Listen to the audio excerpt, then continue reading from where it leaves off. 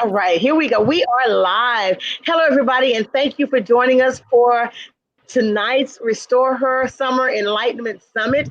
We have been coming to you for the last 4 days, talking to you about the 7 principles of restore her identity, restore her spirit and soul, restore her purpose and passion, restore her emotions, restore her health, restore her wealth, restore her relationships. And we are glad tonight to be joined by Mario Brown, who is going to talk to us about relationships. And listen, if you had an opportunity to listen to the podcast that we did the other day with Mario Brown, you know that you are in store for an awesome message from him on tonight. And I really believe that he is going to help somebody to get to where they need to be. And he's going to help somebody to remember who they are and remember their worth, especially when we're talking about being in relationships. Mario, thank you for joining us here tonight. Cheryl, thank you so much for having me. It's always a pleasure to be with you. You're always doing that cutting edge stuff. So I love it. Thank you. Look, so listen, I'm just going to tell you right now, we're doing something at the end of the month called A Mother's Cry, and we're going to be talking about our children and police brutality. So I'm just going to throw it out there for you. Yes. And if you think you might want to participate in that, I'll send you something later on. And okay, I'm going to send you later. Okay. Absolutely. I thought you would be. Would be. So everybody, without any further ado, I'm going to present to some and introduce to others Mario Brown, Pastor Mario Brown, who's going to talk to us about Restore Her relationships. It's all yours, Mario. Thank you so much. How much time do I have? All right, she's gone. Well, listen, the relationships are the basis of our existence. 30 minutes. 30 minutes, great. Okay, all right, there you go. All right, got you. All right, so relationships are the basis of our existence. We were designed for relationships. It is a natural desire for any human being to have a relationship. Even your pets want a relationship. And it's one of the most crippling areas in most people's lives, because the one thing that we are rarely taught is how to have sound and good relationships. Where it pertains to men and women, there are many, many, many factors that play into the development of relationships. And I deal with a whole lot of people on a daily basis in my practice that are broken because they really don't know how to do relationships.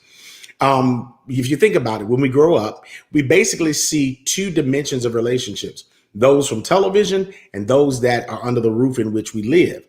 And when we see those relationships, we have a tendency to glean a little bit from this one and a little bit from that one. But the truth of the matter is that we pick up a lot of dysfunctional behaviors that come from the relationships in which we see. I think that it's very important tonight to recognize the fact that many people are existing in their lives and are the product of broken relationships. Whether that's broken family relationships, friendships, romantic relationships, it's all the same when it comes to being broken. And the dangerous part is that we carry that brokenness into every area of our lives, because those relationships are so important. We are built for relationships. But when you are broken, you tend to break people. And it's because we haven't sat down and really talked about what is the very first thing you gotta know about relationships. And that is, you must first have a good one with yourself. You must have a good relationship with yourself. Now, this involves understanding your self-worth. You must understand your value system, and you must be able to understand that everybody's relationship dynamic is different. What you don't want to ever do is to sit and try to mimic someone else's relationship, particularly romantic relationships, because that's where we're really talking. A lot of people are just broken because romantic relationships are where we are broken the most, men and women. But particularly, I want to speak to the female now, is that you're broken because you're thinking that oftentimes that the person that you're trying to be in a relationship with has the ability to heal you, to fix you, to make you whole. But the key is you must have a relationship with yourself. You must know who you are. You must know what your values are. You must know, and they got to be solid, because I know that as we grow and as we evolve, our value system changes. But the one thing you must have is a solid core value system that nobody can move you from. That means how you treat yourself. It means your self-care. It means the fair appraisal of yourself. What I find in my practice is that a lot of people are living out of the appraisal of others concerning their life and their worth. You must get in the mirror and you must determine what your worth is. Now, let me insert this. Your worth is not your experiences, because we all have experiences that leave us fragmented. We overcome them, but we don't need to factor those things in to our worth, to our personal value. You see, because as we get healed, that value system changes. But one thing that I meet are a lot of people who are absolutely unsure of who they are. And when they tell me who they are, they're usually telling me what they do for their career. Because we've made, I do something in one of my seminars where I ask people we go around the room and I ask people, so listen, tell me who you are. And they'll begin to tell me, oh, well, my name is so-and-so, and I work for da-da-da-da-da, and I am a da-da-da-da-da-da. I'm a mother, I'm a wife, or whatever. It starts telling me all of these things, but you never tell me who you are, because we don't spend a lot of time figuring out, who am I in this season of my life? There are going to be various seasons as you go and grow that you'll need to reevaluate who you are. If you meet someone and you are allowing them to determine your worth and to give you their value system, you will probably end up undervalued and off appraisal. Okay. And you leave yourself in a spot where you almost are going to become enslaved to that person's opinion. So you need to spend enough time with yourself to be able to say, this is who I am. This is what I believe. This is what I believe about myself. And nothing moves me from that. Your staying or your leaving does not make or break me, because I know who I am. And a lot of times, someone is saying now that I'm broken. There is healing for the broken. It starts once again with eliminating what has been said to you about you from people who don't know you, but feel that they have the right to impose their thoughts and their concepts about you. That's the problem, is that we have allowed people, even our parents have forced us to become what they're comfortable with. But God made each of us individually. He has given us each an assignment in this earth, a unique signature, a unique position in the earth. And you've got to become one with that. Because what I meet are a lot of people who are reeling from something that somebody said about them, somebody not accepting them. And then they end up going through a lot of changes and altering their personality and altering their belief system. And before you know it, psychosis has set in. That's where the danger is that when you allow several people to speak over your life and start telling you who you are, you got to recognize that is the beginnings of psychosis, because you're now taking on different personalities. And what you end up doing is getting to be 40 years old, and now you're still trying to find yourself. And we see a little bit of her and a little bit of her and a little bit of her in there, and you call that your unique personality. We have to become very comfortable with who God made you and how he designed you. When you accept that and you get past the need to impress anybody, you can be authentically who you are.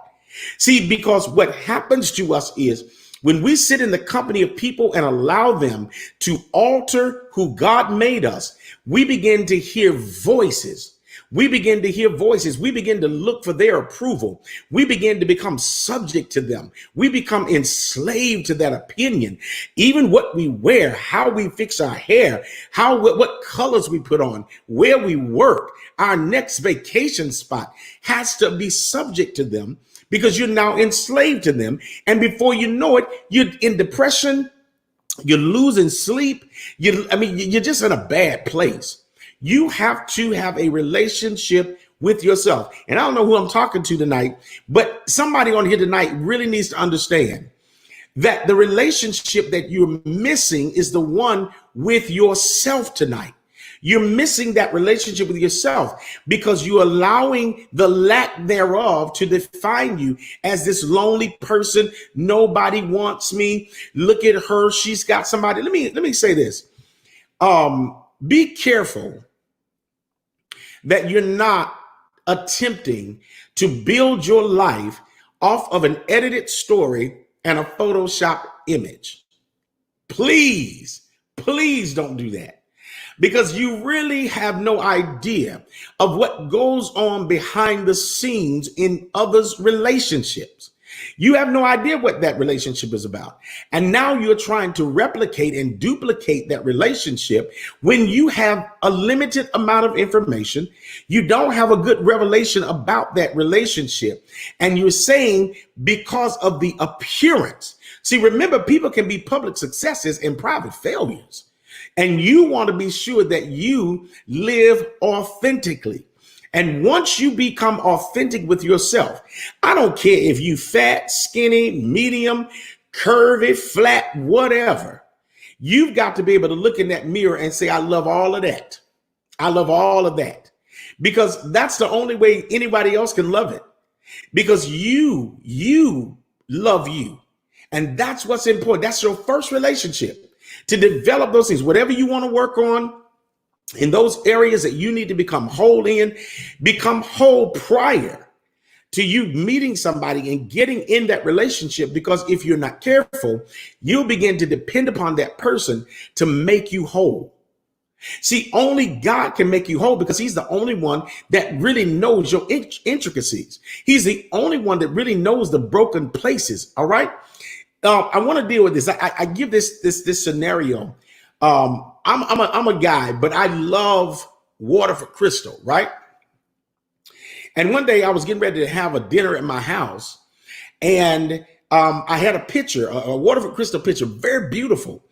And I was pouring some liquid in it, and I set it on the counter, and I turned around too quickly and knocked it over, and it shattered on the floor, right? And I'm looking at it. And even broken, it was beautiful. Even broken, it was absolutely beautiful. I'm looking at it. The pieces of crystal were still catching the lights and stuff, all in the kitchen. All the lights were catching it. And it was still beautiful. All right. But it was broken. It was absolutely broken. What can I do with this other than trash it? Because it's incapable of serving the purpose in which it was designed. You got to get that. You got to get that. You see, as beautiful as it was broken, it couldn't serve the purpose. And so many of you tonight may be in that position that you are beautiful. You're fine. You're all of that, but you're so broken that it's impossible for you to really be all that you're supposed to be in this earth because you're broken. Now, much brokenness comes from allowing someone else too much control over your life. All right. When you allow someone to control every aspect of your life, your well-being, when you allow a person to determine how you look and how much they love you because you look this way or you're doing this particular thing, and they begin to try to mold you into what it is they want you to be, right? Then you're now serving them. But remember now, they're going to change. And the minute their needs change, they're going to come back to you and start trying to reshape you again. And now you're going to be forced to change again. Now you're going to be forced to rewire yourself from your authenticity. But this is the key. If you have a solid relationship with yourself where you are good with you. You are absolutely good with you. You've accepted your flaws. You know what? Let me insert this too, because many times relationships are broken because we don't know our strengths and weaknesses, right? It's very important for you to know your strengths and your weaknesses. But let me give you something that you may not have thought about. We've been taught in our society to go and address our weaknesses and to work on the weakness until the weakness becomes a strength. Well, I have a program called Mindset Transformation. In this program, one of the things I say is the weakness that you have oftentimes just needs to be recognized. It doesn't really need to be worked on, because what you end up doing is neglecting your strengths, trying to master your weaknesses. All right. If your weaknesses are not destructive, then just recognize them, because what they serve is they serve as a warning of what lane to stay out of. They show you what not to get involved in, because this is your weakness. These are the things you need to understand about your weakness. All right. Because recognizing your weakness is a strength. You see, because we believe that we need to just master everything. That's ego first, pride, because we're all going to have some weaknesses. But if you are strong in every area, then why do you need anyone to help you bear the infirmities of your weakness? See, the strong bear the infirmities of the weak. So that means that there's no space for you in your life for anybody else to help you anyway. So you're not even ready for a relationship because your weaknesses are really, really, really wearing you out, because you're trying to perfect that. But when you recognize your weakness, when you recognize it, not work on it, but just recognize that this is an area that I'm weak in. So I watch that area, but don't let me ever neglect my strengths. Because what will happen is you'll start breaking that relationship down with yourself, because you become super critical, because your weakness, you just feel like it's just too much. I'm weak in this area. Well, that's okay. That's okay. Because sometimes you can build your strengths up to the point that your weaknesses are not as weak as you think they are, but they become strengthened by your strength. Okay. So you got to really turn your mind around. Now let's shift a little bit and start moving into the development of relationships with others. Let's say you want a romantic relationship. You have to first and foremost clear your mind and divorce last season. All right. See, every new relationship is really, or should be at least, a new season in your life. But what happens to us is we carry last season's relationship and its residue into all new relationships and wonder why this relationship looks like the last one. Well, many times it's not the person that you're with that's just like the one you left. It is that you have taken the behaviors and the mechanisms, the hurts, the pains, and more than anything else, the cherished memories. Oh my God, let's talk about cherished memories. There are some people who cherish even the painful memories of their past relationships, and they take them into their new relationship, and you're wondering, why in the world does this feel so familiar to me?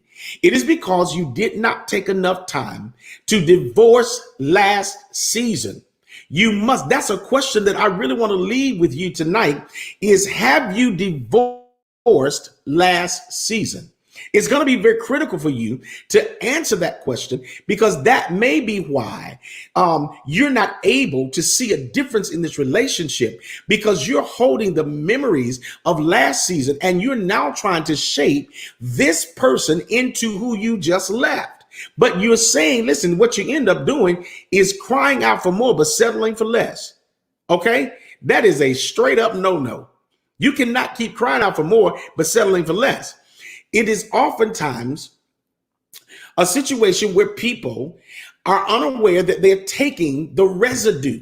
You know what it's like? You know how you put dishes in the dishwasher and you put your little dishwashing detergent and stuff in there and you wash them. You thought you had some jet dry in there, but when you finish washing them and you open them up to put them up, you got residue. You got water spots on the glass. Now, you know this is clean, but there's a residue from what it's been through. Okay. So what does that what does that mean? I can't put these glasses up even though they've been washed. They have a residue, so they must be rewashed. And oftentimes they need to be hand washed to get that residue off. That's us getting back in the hand of the Lord. God has to take us, the Most High has to take us and begin to wash us again, lest we infect or contaminate those that we've been praying for. They could literally be like awesome people. They could be some good people. They could be perfect for your life. But because you're so full of the residue, the pain of last season, and you're trying, what you really require this new person to do is to become your medication, to medicate your pain from the last season versus you getting proper treatment. You need to get that treatment because this person is not the problem. This person is actually a person who is good for you. For real, they're really good for you. But for some strange reason, this past has somehow seeped in. And so a lot of people say to me, they say, Mario, it just seems like I meet the same kind of people. Oh my God. It just seems like I don't know what it is about me that just keeps getting with the same kind of people over and over again. And what I challenge them to look at, and I ask a hard question, is it them or is it you? What time did you take to literally purge yourself from the bad habits, the bad dispositions, the negativity, the pain, the residue of it? How much time did you take to literally cleanse yourself from the past relationship? Because maybe you're bringing something into this relationship that the other person is anti, because they've come in whole, they've come in ready. And yet you're coming in now and you're still rocking and reeling from this past relationship that was toxic. You see? So anytime there's toxicity, there must be something to get that toxic stuff out of you. There must be a cleansing. There must be something to cleanse you of that. You see what I mean? And so you must ask yourself, am I cleansed from that last season? Am I thoroughly washed from it so that I can be a blessing to somebody? Or am I still full of that stuff? What am I still full of the pain, the hurt, the suspicion, the bitterness, the anger, you see? And so now I'm going to bring that to you. And that's men and women. We're guilty. That's a human trait. Because tonight, I don't want anybody to feel like I'm just beating up on women, like you all just ain't good at it. That's not what I mean at all. But I'm talking to someone tonight who has experienced pain and really has gotten to a place where you don't think that you're really, really, really relationship material. That's really not the truth. It means that you have work to do, but you need to know how to get the work done. You know, when I was on steroids for many, many years from different injuries, football injuries. And so anybody know anything about prednisone, it blows you up. And it's the hardest weight to get off. It is the hardest weight to get off. When you're on prednisone, because as bad as it is with the side effects, it really manages pain for you. And so once you are weaned off of prednisone, there must be a period of cleansing your liver. A lot of times, even when it comes to weight loss, we're not told that before you get on any program, you need to really do a liver detox. You must cleanse your liver. There is no weight loss effective long term without first cleansing the liver. So I began to do dandelion and bladder rack and just a host of liver detoxes to start cleansing my liver from the effects of prednisone. And it has been the most difficult journey because you blow up from the prednisone, but after you stop, the weight doesn't come off. So now you must systematically figure out how to detox that liver first, because you can do keto and everything else and it's still going to come back because you have a congested liver. It is not going to work long term. It is the same way in relationships. We have, figured out how to manage our pain from rejection. You learn how to manage your pain from cheating and all of these things. But many times people go into relationships already suffering from the wounds of rejection. There is a thing called rejection from the womb. It is a spirit where a mom is pregnant, finds out she's pregnant, and she doesn't really want the baby. She really doesn't want the baby. She didn't really intend to get pregnant. The father doesn't want it. It's denying it. It's rejecting it. It's disregarding. And that first relationship is with that mom. The baby is already experiencing rejection. I can really tell people I have people in my practice right now that I'm working with on this very issue, rejection from the womb. It is so deep. It is so deep. It moves through every area of your relationship to the point you will even sabotage relationships. It takes God. It takes the Most High God to come in and really get someone to help you deal with that because it's so deep.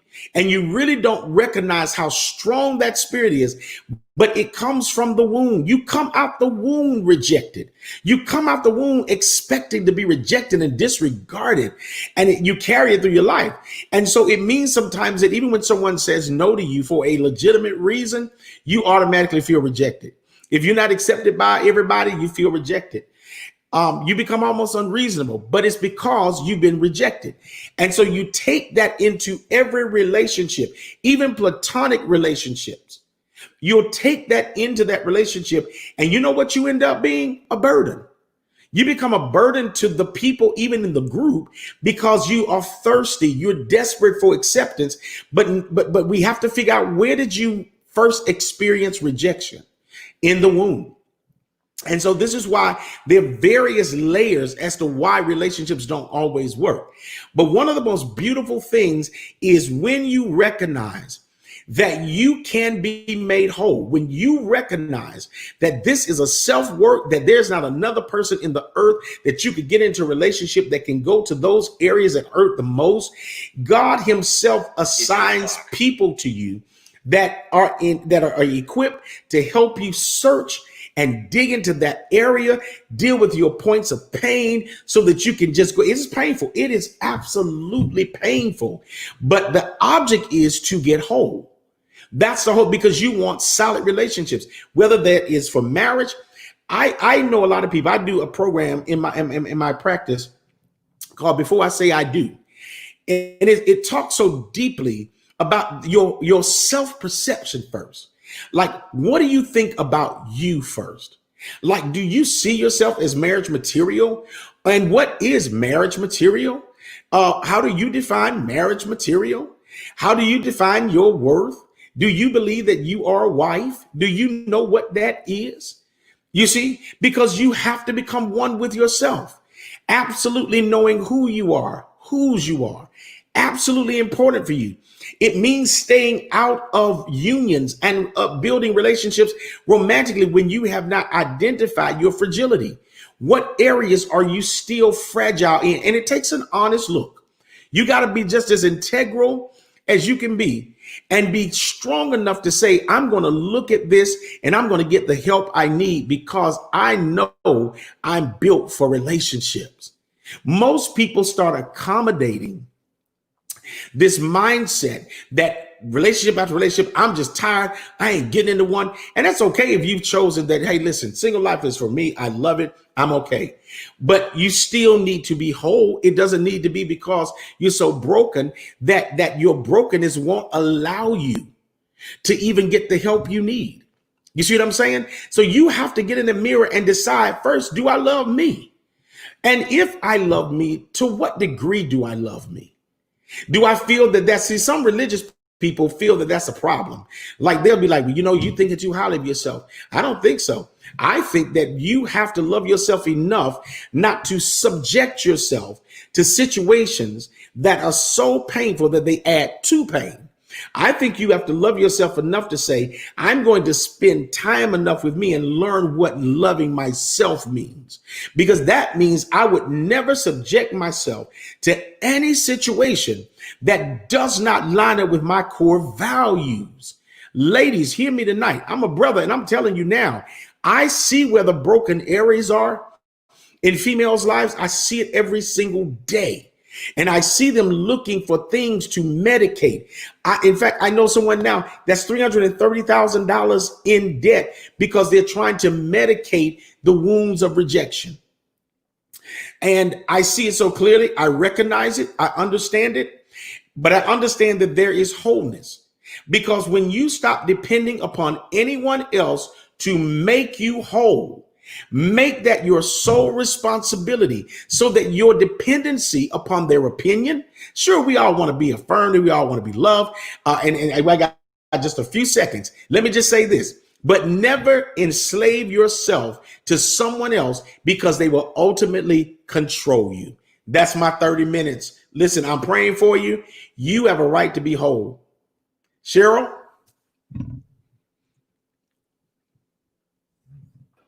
I am here, and I pray that the women have listened to everything that you had to offer to them tonight. I think that it has truly been a blessing. Listen, when you talked about, do I love me, and to what extent do I love me? That is a huge piece of where we are and what we're dealing with. Do I know who I am? Do I know my worth? If I do, then I'm not going to let anybody else take me outside of that. Um, when you talk about loving yourself, the word even says, love your neighbor as yourself. That lets me know that I have to love me first before I can love you. And, I don't know how the body of Christ has gotten outside of that and tried to make it. Listen, yes, there are sacrifices that need to be made. Yes, you should, do things for your fellow man. You should put yourself out there. But the Bible says, love the Lord first. That's first and foremost. But at the end of the day, you also have to love your neighbor as yourself. And I think a lot of the things that we see happening right now is because people don't love themselves. And as a result of not loving themselves, it's easy for me to do you a certain kind of way. It's easy for me to go, yeah. So I think that everything that you said tonight has been a blessing. I pray that the women of God and even those that are non-believers will listen to that and identify with that and begin to seek certain things for themselves, so that they can come to an awakening, a new awakening of who they are and how much they are worth. I thank you for joining us tonight. Can I say one thing before we leave? Absolutely. I want to say this too, because you said something. The self-sacrifice piece has to be retaught. It has to be retaught, because what I see is that the women are taught to always give, to just give, and they line that up with religious erroneous teaching. Okay. Yeah. Here's the thing with this, is that if you study scripture carefully, what you will recognize is that God never requires you to give everything. We hear people say, oh, they'll give you the shirt off their back. That ain't God. They'll give you their last. That ain't God. You know why? Because God, when we look at the prophet, he went and asked the widow woman, he says, what do you have? She says, I have a little oil and a little flour. She had something to start with. You can never feel that God wants you to give anybody your last, because when he asks you to sow something, he's got to have something for you to start with. The Bible says, as long as the earth remains, there shall be seed time and harvest. But how can there be a harvest without there first being a seed? It's got to start with a seed. So you don't ever give your whole to anybody. Did you don't ever lose yourself to anybody wholly? Like, I just give my whole self to you. The devil is a liar. You cannot afford to do that. You can't give nobody all your money, your last. If you ain't got but 2 pork chops, you may be able to give them 1. But if you know you eat 2, you better keep them both and just wait on the Lord. All right, Cheryl, God bless you. Listen, you look, we're not even supposed to be on here this long, but I'm going to say one more thing before we get done. That is so true. And so often, there are probably some men that do this as well, but I know women do this for sure, losing themselves in the relationship. They give everything that they have, sacrifice everything that they have to the point that there is nothing else left for them to give. And I've said this all week. When you start pouring from an empty vessel, at the bottom of it is nothing but sediment. And even if you think that you're continuing to pour out, you're not pouring nothing good out of it. It's sediment. It's the leftovers. It's the bottom of the barrel. So what you're pouring out is no longer effective. It's no longer good oil. It's no longer good for the people that you're trying to benefit. So you That's have right. to be able to recognize that and never give everything. You have to keep going back to the source, going back to the Yes. source and refilling yourself. And if whomever you're dealing with in a relationship is continuing to drain you, then Yeah. that's a toxic relationship, and you need to detach yourself from that relationship. For sure. For sure. Yep. I ain't I'm no done. startup. I'm done. So we probably have to have a whole hour and a half, 2 hours. We could probably talk Absolutely. this so much more. But before we go, let everybody know how they can contact you or reach you in order to find out more about what you're doing. Absolutely. You can reach me at www.mariocbrown.org. You can schedule an appointment, a free 20-minute consultation. I have several programs designed to help transform your mindset, relationship recovery programs from ground zero to help you process your next in your life. We have a host of programs. So again, that address is www.mariocbrown.org. Contact me, make an appointment. Let's connect. I'm waiting to impact your life. Absolutely. Thank you, Mario. As always, you Thank are a you. blessing. Everybody, Likewise. Thank you. we've been talking to Mario Brown tonight. He has always been a blessing, and we're hoping that you receive something from what he had to say. We've been here for, I think, 5 nights now for the Restore Her Summer Enlightenment Conference. I'm sorry, summit. I'll call it summit, not a conference. We'll be here for another couple of nights. We hope you'll join us again. Remember that you can contact us on our website, www.restorehermovement.org, or you can go to my website, www.cherylspeaks.org, and find out more about what we're doing. As always, remember that God can do exceedingly and abundantly more than you could ever ask or think, according to the power that works in you. Be blessed. Good night. Good night.